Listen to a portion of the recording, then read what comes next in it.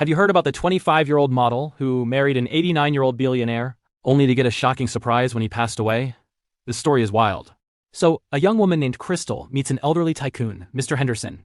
He was charming, incredibly wealthy, and 89 years old. They had a whirlwind romance and got married in a lavish ceremony. Everyone whispered she was just after his money, but Crystal insisted it was true love.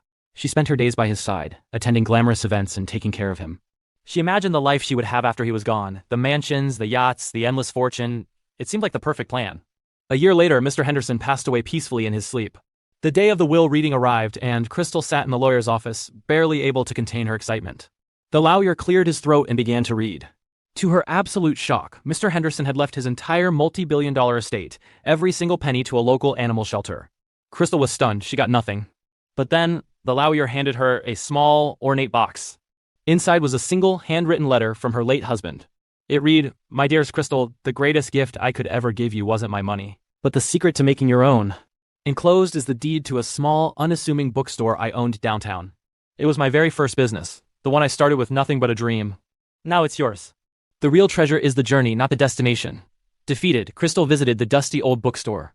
As she explored, she found his personal journals hidden in the back office. They detailed his entire business journey, his strategies, his failures, and his triumphs. It was a complete roadmap to building an empire from scratch. She realized he hadn't left her with nothing.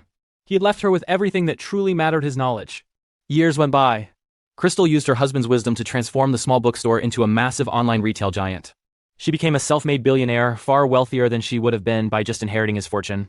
She proved to the world and to herself that she was more than just a pretty face. She didn't need to inherit a fortune. She was capable of building her own. What do you think? Was this the ultimate lesson or a cold-hearted move? Let me know in the comments below. Thanks for watching, and don't forget to subscribe for more stories like this.